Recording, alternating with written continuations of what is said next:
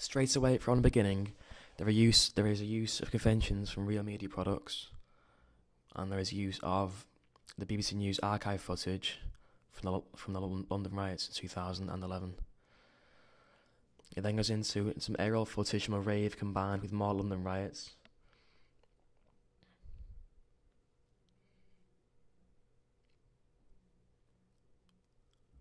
And now there's a still image representing social networks which relate to how riots were organised, with the voiceover that is once again used in real media products. Now is our A-roll footage from a rave which pushes the boundaries by developing conventions of real media products, by portraying the youth as positive when they are stereotyped as negative, which is the aim of the documentary.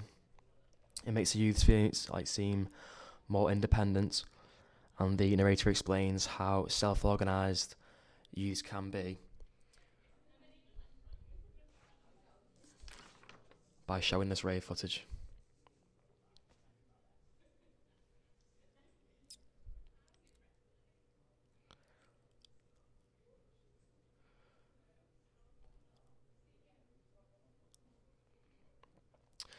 This interview challenges conventions of real media products, as it is not set in a professional environment due to it being a vox pop, but we have somehow manipulated this to suit the requirements of a professional media product.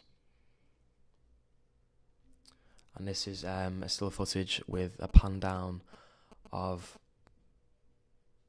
some information relating to the subject.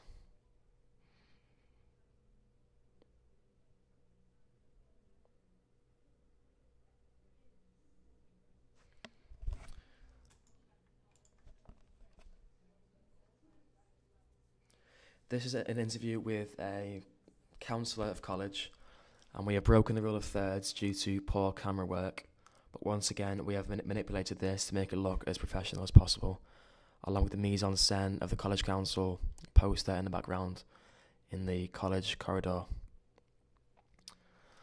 This is now a reconstruction of a drug deal which represents how negative the youths can be. And it's shot in many different takes and many different shots and angles to make it look as professional as possible. And it's like a small mini film. And we thought that by doing this, it would make us see that we were thinking outside of the box.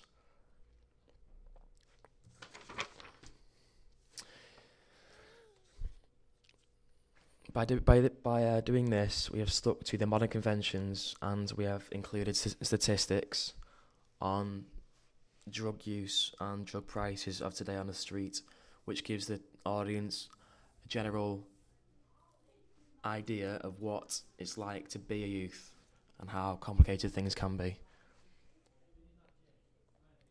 The interview with Stuart follows conventions and the rules of an interview. The mise-en-scène is not thought through thoroughly, but this could be said as challenging convention, and it could be seen as pushing the boundaries.